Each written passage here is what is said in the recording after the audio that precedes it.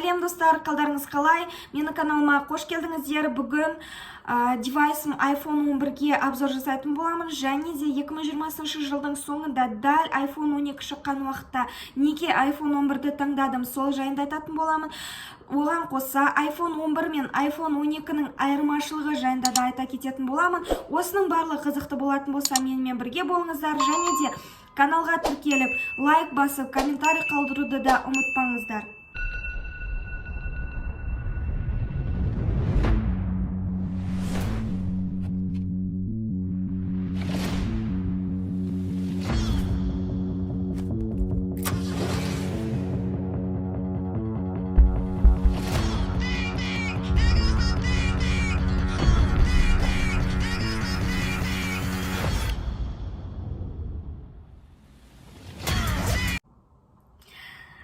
Мен білдім, iPhone 11-ді таңдап жатқан кезде iPhone 12-нің презентациясы тура бір айдан кейін болатынын, қыркүйек айының 13-інде.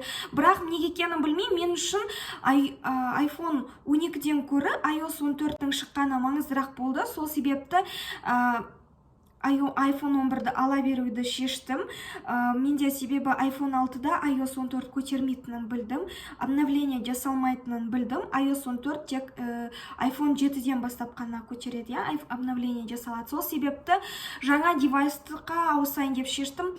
Жаз айында соңғы үлгідегі iPhone-дардың ішінде iPhone XR мен iPhone 11 болды. iPhone Pro, iPhone Pro Max-ты мен бірден сызып тастадым тізімнен. iPhone XR, маған XR емес, XS-тің дизайны көбірек ұнады негізінде.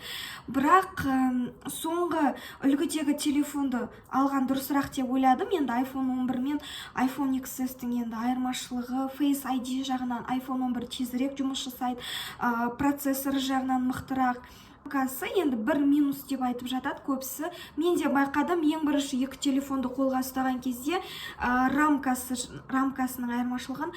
iPhone 11-дің рамкасы қалыңырақ iPhone XR-ға, XS-ға қараған кезде. Бірақ мен бәрібір оны чехолда ұстаймын. Мен бәрібір оның үстіне стекло жапсырамын. Сол себепті рамкасының көлемі, қалыңы, жіңішкерегі мен үшін маңызды болған жоқ. Енді әрине бірінші қараған кезде кішкене ыңғайсыздық тудыратыны рас. Бірақ оған телефонды қолға алғаннан кейін, қолдана бастағаннан кейін, бір сағаттан кейін көңіл бөлуді қояды екенсіздер.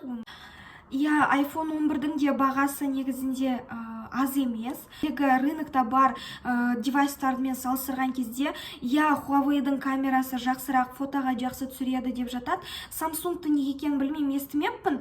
Бірақ Huawei-ді мақтап жатады. Жаңағы туыстарым арасында, достарым арасында Huawei ұстап жүргендер бар. Жақсы, фотоға күшті түсіреді дейді.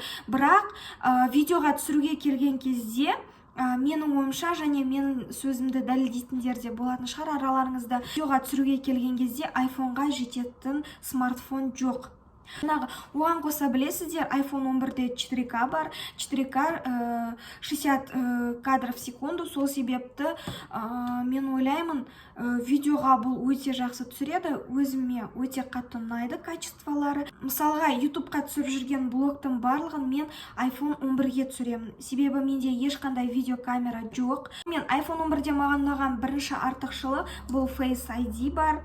Себебі мен iPhone 6-тан ауысқаннан кейін бірден сезілетін айырмашылық.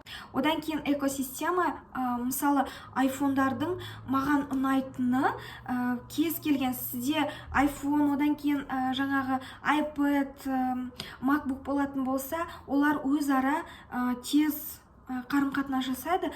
Влагозащита, одан кейін iPhone 11-де 2 метр тереңдікте 30 минут жұмыс жасай алады. Бірақ мен оны өзім тексеріп көрген жоқпын. Сіздерге де кеңес бермеймін. Енді бассейннің ішіне түсіп алып видеоға түсірудің қажеті жоқ деп санаймын. Ал бұлай егерде жаңбыр жауып тұрған кезде далада телефонға ешқандай зиян келмейді, сөйлесуге болады, не болмаса жаңағындай шай ішіп отырып, кола ішіп отырып төгіліп кететін болса, сіздің смартфоныңызға ештеңе болмайды. Кейінгі артықшылығы автономность. Бұл жерде бізде зарядкасы бір күнге толық жетеді, 8-9 сағат. Мысалға бүгін менде қазір 59% болып тұр. Мен соңғы рет смартфонды кеше түнде зарядкаға қойдым. Күні бойы менде WhatsApp жұмыс істеп тұрды, Instagramға кірдім, YouTubeға кірдім. YouTube'та бірақ көп видео қараған жоқпын, бірақ YouTube'та келе жатқан кезде жолда жаңағы музыка тыңдадым, және тағы да басқа, менде басқа программаларда жұмыс істеп тұр. Мысалға уведомление келеді, push уведомлениялар келеді, оның барлығы зарядканы, батарейканы жейді. Күні бойы сіздің телефоныңыз өзіңізге күнделікті жеткілікті. Керекті кезде сізді ыңғайсыз жағдайда қалдырмайды, зарядкасы өсіп қалып. Менде iPhone 6-да үнемі сондай болатын.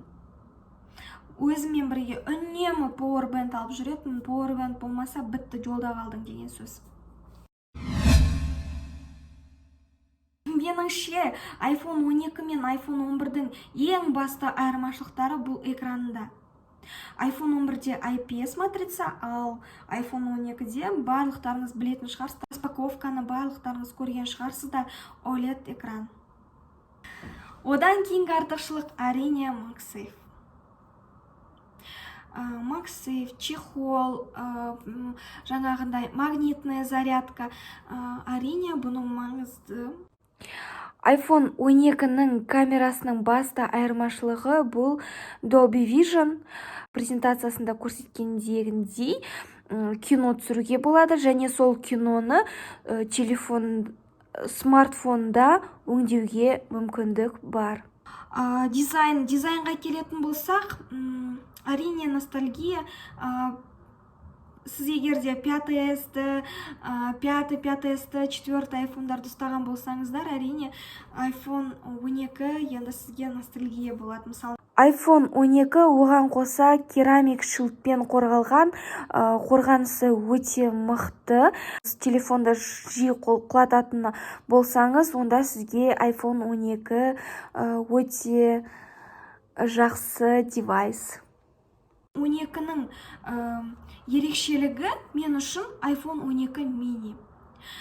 Кімге кішкентай телефондар ұнайды, сол кісілерге өте бір жақсы мүмкіндік деп ойлаймын смартфон ауыстыруға. Кейінгі артықшылығы, менің күлкім келеді, одан кейінгі артықшылығы бұл өздеріңізде сезіп отырған шығарсыздар, 5G. Бізде жоқ 5G. Неге iPhone 12-ге ауыстыңыз, себебі менде 5G дейді. Бағасына келетін болсақ, Apple компаниясының сайтында iPhone XR-дің бағасы $499, iPhone 11-дің бағасы $599, $100 айырмашылығы бар, ал iPhone 12-нің бағасы $829. Бізде iPhone XR 128 гигабайт $309 мың теңге тұрады. Одан кейін iPhone 11 тура сондай 128 гигабайт бізде $361 мың $690 теңге тұрады. Ал iPhone 12 128 гигабайт $473 мың тұрады. Айырмашылықтары тура 100 мыңнан. iPhone XR мен iPhone 11-ның арасында 100 мың теңге, iPhone 11 мен iPhone 12-ның бағаларындағы айырмашылық тағы да 100 мың теңге. Меніңше, егерде сіздерде AirPods жоқ болатын болса, iPhone 11-ді алып, қалған 100 мыңға AirPods алған дұрыс сияқты. iPhone 12-ден көрі.